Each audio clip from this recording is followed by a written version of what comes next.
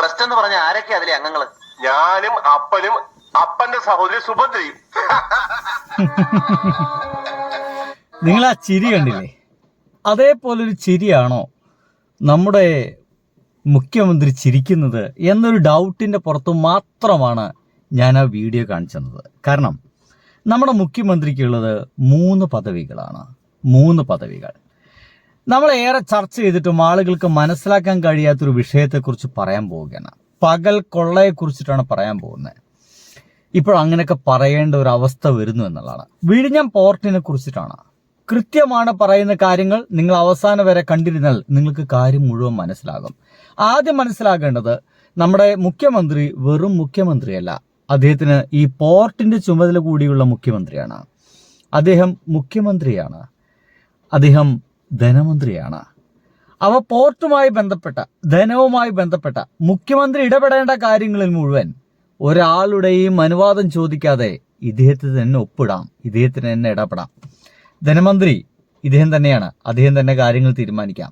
പോർട്ടിന്റെ മന്ത്രി ഇദ്ദേഹം തന്നെയാണ്, അദ്ദേഹത്തിന് കാര്യം തീരുമാനിക്കാം. ഇതിന്റെ രണ്ടിന്റെയും ഫയലുകൾ ഒപ്പിടേണ്ടത് മുഖ്യമന്ത്രിയാണ്, അതും അദ്ദേഹം തന്നെയാണ്, അദ്ദേഹത്തിന് കാര്യങ്ങൾ തീരുമാനിക്കാം. ഇനി നിങ്ങൾ കേൾക്ക്, അവസാനം വരെ ഒന്ന് കേട്ടു നോക്കൂ.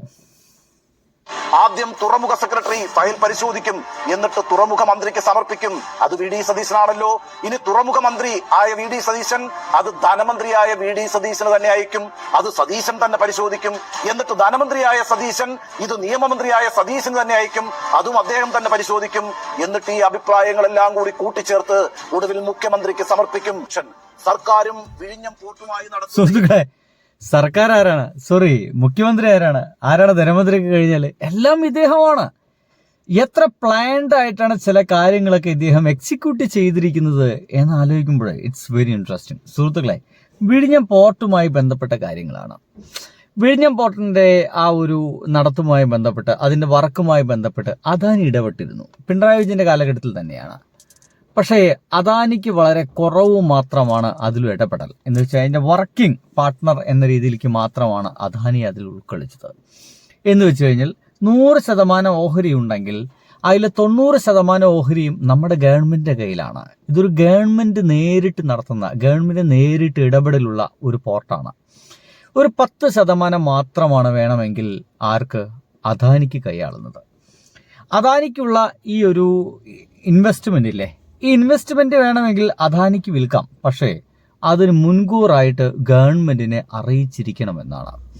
അതേ വിൽക്കാൻ പാടുള്ളൂ, കൂടുതലായിട്ടൊന്നും ചെയ്യാനോ കൂട്ടാനോ ഒന്നും പറ്റില്ല എന്നുള്ളതാണ്. പക്ഷേ ഇവിടെ ഇതാ നമ്മുടെ വി ഡി സതീശൻ പോലും അറിയാതെ, ഞാൻ ഒന്നുകൂടി പറയുന്നു, വി ഡി സതീശൻ അറിയാതെ ഇപ്പോഴിതാ ഈ കാര്യങ്ങളെല്ലാം അദാനി ചില തീരുമാനങ്ങളൊക്കെ എടുക്കാൻ പോയിരിക്കുന്നു. ഇതേ മനുഷ്യന്റെ ചാർട്ടേഡ് ഫ്ലൈറ്റിലല്ലേ നമ്മുടെ വി ഡി സതീശനായിരുന്നുള്ള മുന്നത്തെ പ്രതിപക്ഷ നേതാവ് എങ്ങോട്ടോ യാത്ര ചെയ്തത് അല്ലേ? ഒന്നും മറന്നു പോരുത് കേട്ടോ ആളുകള്. ഇനി കേൾക്ക്. എല്ലാ ഇടപാടുകൾക്കും ഒരു ഇന്റർമീഡിയറി വിഭാഗമുണ്ട് കേട്ടോ. അതിനെ വിസിൽ എന്നാണ് വിളിക്കുക. അതിന്റെ മാനേജിംഗ് ഡയറക്ടർ, അദ്ദേഹം സർക്കാർ നിയമിക്കുന്ന ഒരു ഉദ്യോഗസ്ഥനാണ്. അദ്ദേഹമാണ് ഈ കമ്മിറ്റിയുടെ കൺവീനർ എന്ന് പറയുന്നത്. ഇനിയിപ്പോൾ ഈ കമ്മിറ്റിയിൽ 3 അംഗങ്ങൾ കൂടിയുണ്ട്.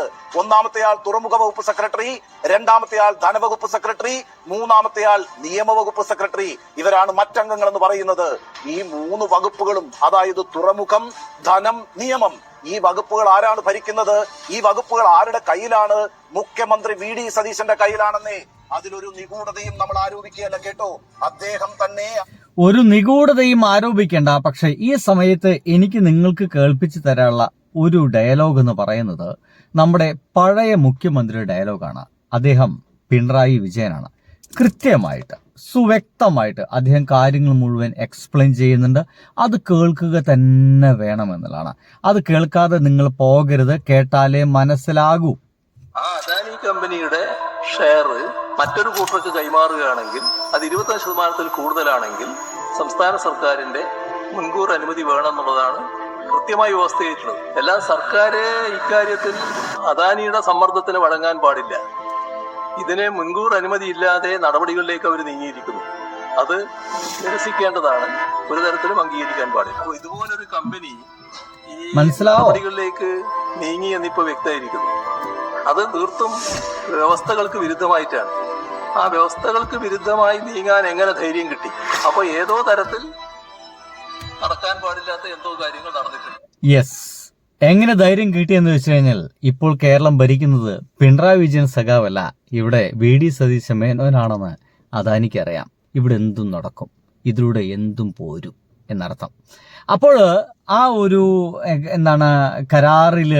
കരാറ് ലംഘനത്തെ വളരെ വ്യക്തമായിട്ട് ഇപ്പോൾ ഇതാ ലംഘിച്ചിരിക്കുന്നു. വേണമെങ്കിൽ ഒന്ന് വായിച്ചു തരാം. വിഴിഞ്ഞം തുറമുഖത്തിന്റെ ഉടമസ്ഥാവകാശവുമായി ബന്ധപ്പെട്ട അദാനി MSC ഡീലിൽ സംസ്ഥാന സർക്കാരിന് കൂടുതൽ വ്യക്തത വേണമെന്ന് പറയുന്നത്. അദാനിയും MSC എന്ന് പറയുന്ന ഒരു പുതിയ കപ്പൽ കമ്പനിയുമായിട്ടൊരു ഡീൽ ഉണ്ടാക്കിയിരിക്കുന്നു. ഈ കരാർ പ്രകാരം പിണറായി വിജയൻ മുഖ്യമന്ത്രിയായിരിക്കെ ഈ കരാർ പ്രകാരം ഇത്തരമൊരു ഓഹരി കൈമാറ്റത്തിന് സംസ്ഥാന സർക്കാരിന്റെ മുൻകൂർ അനുമതി ആവശ്യമാണ്. അതായത് അദാനിക്ക് അദാനിയുടെ കയ്യിലുള്ള ഓഹരി ആർക്ക് വേണമെങ്കിലും വിൽക്കാം, ആർക്ക് വേണമെങ്കിലും കൈമാറാം. പക്ഷെ കൈമാറുന്നതിന് മുമ്പായിട്ട് ഗവൺമെന്റിനെ അറിയിച്ചിരിക്കണം. ഇപ്പോഴിതാ വി.ഡി. സതീശ മേനോൻ മുഖ്യമന്ത്രിയായിരിക്കുന്ന ഈ ഒരു ഗവൺമെന്റിനെ അദാനി ഇത്തരത്തിലുള്ള വിവരം അറിയിച്ചിട്ടില്ല എന്നാണ് പറയുന്നത്. ശരി, എന്നാൽ സർക്കാർ ഇതിന് അനുമതി നൽകിയിട്ടുണ്ടോ എന്നാണ് ഇപ്പോൾ ആളുകൾ ചോദിക്കുന്നത്. പിണറായി വിജയൻ അടക്കം ചോദിക്കുന്നത്. വി.ഡി. സതീശൻ ഈ അനുമതി പണ്ടെങ്ങാണ്ട് നമ്മുടെ അദാനിയുടെ ചാർട്ടേഡ് ഫ്ലൈറ്റിൽ അങ്ങോട്ട് കടന്നു കയറിയ സമയത്ത് അന്ന് തന്നെ അനുമതി കൊടുത്തിട്ടാണോ പോന്നിരിക്കുന്നത് എന്നാണ് ഇപ്പോൾ ചോദിക്കുന്ന ഒരു ചോദ്യം. ഇല്ലെങ്കിൽ ഈ നടപടിക്കെതിരെ എന്ത് നിയമ നടപടിയാണ് ഇനി കേരളം എന്ന് വെച്ച് കഴിഞ്ഞാൽ വി.ഡി. സതീശൻ എടുക്കാൻ പോകുന്നത്? നോക്കിക്കോളൂ, ഈ ഒരു ചോദ്യം വി.ഡി. സതീശൻ ചോദിക്കുമ്പോൾ അതൊന്നും ഒരു കുഴപ്പമില്ല, നിങ്ങൾ വേറെ അതിൽ പ്രശ്നം ഉണ്ടാക്കണം, അതൊക്കെ ഞങ്ങളെ പേഴ്സണൽ മാറ്റർ, അങ്ങനെ സർക്കാരിന്റെ കാര്യങ്ങൾ നിങ്ങൾ ചാനലുകളായാലും ചോദ്യം ചോദിക്കേണ്ട ആവശ്യമില്ല എന്നായിരിക്കും ചിലപ്പോൾ നിങ്ങൾക്ക് കിട്ടാവുന്ന ഒരു ഉത്തരം. അദാനി ഗ്രൂപ്പ് ഓഹരി കൈമാറ്റവുമായി ബന്ധപ്പെട്ട് ഔദ്യോഗിക രേഖകൾ മുന്നോട്ട് കൊണ്ടുപോകുമ്പോൾ സർക്കാരിന്റെ യഥാർത്ഥ നിലപാട് എന്താണെന്ന് ഇപ്പോൾ ജനങ്ങളോട് അറ്റ്ലീസ്റ്റ് അതൊന്ന് ബോധ്യപ്പെടുത്തണം എന്നുള്ളതാണ്. കേരളത്തിന്റെ ഒരു അഭിമാന പദ്ധതിയാണ് വിഴിഞ്ഞം തുറമുഖം.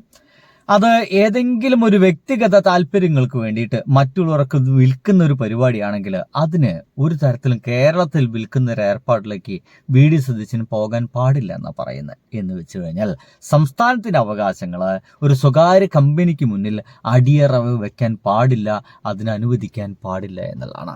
എന്നാൽ ഇവിടെ സംസ്ഥാനത്തെ പരിപൂർണമായിട്ട് വിൽക്കുകയോ അടിയറവ് വെക്കുകയോ ചെയ്യുകയാണ് ഇപ്പോൾ വി.ഡി. സതീശ മേനോൻ ചെയ്യുന്നത്. വിഴിഞ്ഞം അദാനിയെ കൺസെഷനായിട്ട് കാണുമ്പോൾ ആ കൺസെഷൻ എഗ്രിമെന്റിൽ കൃത്യമായി പറഞ്ഞിരിക്കുകയാണ്, ഇവിടെ 25%-ലധികം ഷെയർ മറ്റേതെങ്കിലും ആൾക്ക് കൊടുക്കുന്നുവെങ്കിൽ, മറ്റേതെങ്കിലും കമ്പനിക്ക് കൊടുക്കുന്നുവെങ്കിൽ അത് ഓണർഷിപ്പ് ചേഞ്ച് ആയിട്ട് പരിഗണിക്കപ്പെടും.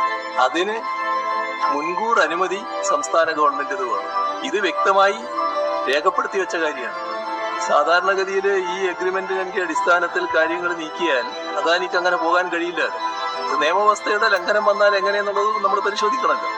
നമ്മുടെ വിഴിഞ്ഞം പോർട്ടിന്റെ കാര്യത്തിൽ നിയതമായ നിലപാടുകൾ മാത്രമേ സ്വീകരിച്ചു പോകാൻ പാടുള്ളൂ. അതിൽ നിന്ന് വ്യത്യസ്തത വരും. അതിനെയാണ് എതിർക്കുന്നത്. എത്ര വ്യക്തമാണ് അല്ലേ പിണറായി വിജയൻ സഖാവ് പറയുമ്പോൾ? അതൊരു വ്യക്തതയുണ്ട്. കാര്യങ്ങൾക്കെല്ലാം ഒരു ഉറപ്പ് നമുക്ക് ഫീൽ ചെയ്യുന്നുണ്ട്. കാര്യങ്ങളെല്ലാം വ്യക്തമാണ്. സഖാവ് ഞങ്ങൾക്കിതെല്ലാം മനസ്സിലായി എന്ന് കൃത്യമായിട്ട് നമുക്ക് പറയാൻ കഴിയുന്നുണ്ട്. എന്തായാലും ഇപ്പോൾ ഈ ഒരു സമയത്ത് കൃത്യമായിട്ടും ആരാണ് വേറെ ഇടപെടേണ്ടത് എന്ന് വെച്ച് കഴിഞ്ഞാൽ കോൺഗ്രസിൽ നിന്ന് തന്നെയുള്ള വേറെ ആരെങ്കിലും ഈ ഒരു വിഷയത്തെക്കുറിച്ച് ഇടപെടേണ്ടതുണ്ടോ? അതായത് ഇതിന്റെ എല്ലാം ഒരാളായിട്ട് മുഖ്യമന്ത്രി നിൽക്കുക, മുഖ്യമന്ത്രി ഇതിനൊക്കെ നേതൃത്വം നൽകുമ്പോൾ പണ്ട് മുഖ്യമന്ത്രി ആവാൻ ആഗ്രഹിച്ച ഒരാളുണ്ട്, അദ്ദേഹത്തിന് എന്തെങ്കിലും പറയാനുണ്ടോ എന്ന് നമ്മൾ ചോദിക്കണം. അദാനിയല്ലേ വ്യക്തമാക്കേണ്ടത്? അദാനിക്ക് എന്ത് അധികാരമാണ് അങ്ങനെ ഒരു തീരുമാനം എടുക്കാൻ? പ്രതിപക്ഷം ഉന്നയിച്ചൊരു ആരോപണം എന്ന് പറയുന്നത് ഞാൻ കണ്ടപ്പോ എനിക്ക് വിചിത്രമായി തോന്നി. വിചിത്രമാണ്. അനുസരിച്ചിട്ട് സംസ്ഥാന സർക്കാരിന്റെ അനുമതിയില്ലാതെ ഇത്തരം കരാറുകൾ ഏർപ്പെടുത്താൻ അവകാശമില്ലാത്ത നിലക്ക് എങ്ങനെ മറ്റൊരു വലിയ ബഹുരാഷ്ട്ര കമ്പനിയുമായിട്ട് 49% ഓഹരി കൊടുക്കാനും ഇതിൽ കരാറായി? ഞാൻ അന്വേഷിച്ചപ്പോൾ അതിന് സെബിയുടെ പെർമിഷന് കൂടെ വാങ്ങിക്കാനുള്ള നടപടി എടുക്കുന്നതാണ്. അതിന് മറുപടി പറയേണ്ടത് അദാനിയാണ്. അതെങ്ങനെയാണ് അദാനി പറയേണ്ടത്? അദാനി പറയുകയോ പറയാതിരിക്കുകയോ ചെയ്യട്ടെ, ഇവിടെ ഇതിനെല്ലാം ഉത്തരം പറയേണ്ട ഒരു ഒറ്റ വ്യക്തിയാണ്, അത് വി.ഡി. സതീശ മേനോനാണ്. എങ്ങനെയാണ് ഗവൺമെന്റിന് അനുമതിയില്ലാതെ ആ ഒരു സ്വകാര്യ കമ്പനിക്ക് വേറെ കമ്പനിയുമായിട്ട് കരാർ ഉണ്ടാക്കാൻ കഴിയുന്നത്? അങ്ങനെയാണെങ്കിൽ ആ ഒരു അനുമതി വി.ഡി. സതീശ മേനോൻ മുന്നേ കൊടുത്തിട്ടുണ്ടോ? ഇനി എന്ത് വേണമെങ്കിലും ആവാം എന്നുള്ള ചിന്താഗതിയിലേക്ക് ഈ കമ്പനികൾ മുഴുവൻ മാറിയിട്ടുണ്ടോ? ഇതാണ് ചോദ്യം. ഇതുവരെയായിട്ടും VD സതീശൻ മേനോൻ എന്നൊരു വാക്ക് മിണ്ടിയിട്ടില്ല എന്ന് മാത്രമല്ല, അറ്റ്ലീസ്റ്റ് ആ പൂക്കിച്ചിരി പോലും ജനങ്ങളെ നേരെ നോക്കിയിട്ട് ചിരിച്ചിട്ടില്ല. ഇവിടെയാണ് നമ്മുടെ കൺഫ്യൂഷൻസ്, നമ്മുടെ സംശയങ്ങൾ.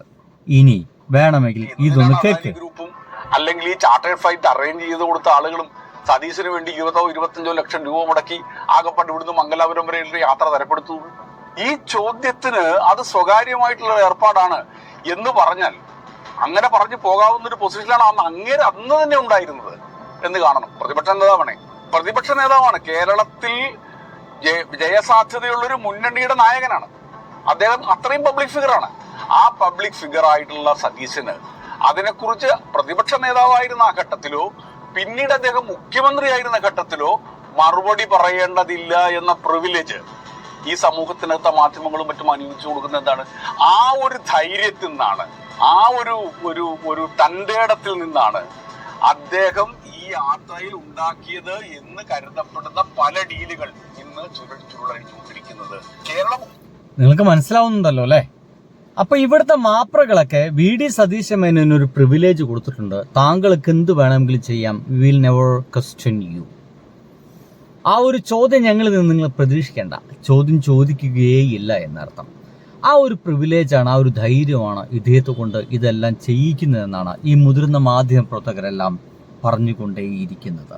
മുഖ്യമന്ത്രിയുടെ തെരഞ്ഞെടുപ്പ് തന്നെ ഒരു ഡീലായിരുന്നോ എന്നുള്ളതാണ്. ആ ഡീലിനകത്ത് അദാനിക്ക് അല്ലെങ്കിൽ അത് അറേഞ്ച് ചെയ്ത് കൊടുത്തവർക്ക് ഈ തെരഞ്ഞെടുക്കപ്പെട്ട മുഖ്യമന്ത്രിയായിട്ടുള്ള സതീശൻ കൊടുക്കാമെന്ന് പറഞ്ഞ കാര്യങ്ങൾ എന്തൊക്കെയാണ്? ഇദ്ദേഹത്തിന് മുഖ്യമന്ത്രിയാക്കാം എന്നത് ഒരു ഡീലാണെങ്കിൽ ആ മുഖ്യമന്ത്രി ആയതിനു ശേഷം അദ്ദേഹം എന്തെല്ലാം കൊടുക്കും? വിഴിഞ്ഞം തുറമുഖം എന്ന് പറയുന്നത് കേരള സർക്കാരിന്റെ ഉടമസ്ഥതയിലുള്ളതാണ്. അദാനി എങ്ങനെയാണ് അതിൽ വരുന്നത്? അദാനി വരുന്നത് ഒരു കൺസെഷണറായിട്ടാണ്. സംസ്ഥാന സർക്കാരിന്റെ സമ്പൂർണ്ണ ഉടമസ്ഥതയിലുള്ള വിഴിഞ്ഞം എന്ന് പറയുന്ന ഒരു കമ്പനി, വിഴിഞ്ഞം അദാനി പോർട്ട് ലിമിറ്റഡ് എന്ന് പറഞ്ഞ മറ്റൊരു കമ്പനി, ഇവർ തമ്മിലൊരു കരാറുണ്ട് സംസ്ഥാന സർക്കാരിന്റെ. 2500 കോടിയിൽ താഴെ ആണ് അവർ മുടക്കുന്നത്. 7500 കോടി രൂപ 7500 കോടി രൂപ സംസ്ഥാന സർക്കാരാണ് മുടക്കുന്നത്. വിഴിഞ്ഞം പോർട്ട് എന്ന് പറയുന്നത് സ്വാഭാവിക ആഴമുള്ള കേരളത്തിന് അവകാശപ്പെട്ട ഒരു നാച്ചുറൽ എൻഡോവ്മെന്റ് ആണ്. ആ എൻഡോവ്മെന്റ് എന്തായാലും ഇതോടുകൂടി നിങ്ങൾക്ക് ഏകദേശം കാര്യങ്ങൾ മനസ്സിലായിരിക്കും. അങ്ങനെ കേരളത്തിന് സ്വന്തമായിട്ടുള്ള, പരിപൂർണമായും കേരളത്തിന് സ്വന്തമായിട്ടുള്ള ആ വിഴിഞ്ഞം പോർട്ട് കൂടി പതുക്കെ വിറ്റു തുലയ്ക്കുകയാണോ VD സതീശൻ മേനോൻ എന്നാണ് ഇപ്പോൾ ജനങ്ങൾ മുഴുവൻ ചോദിച്ചുകൊണ്ടേയിരിക്കുന്നത്. ബൈ.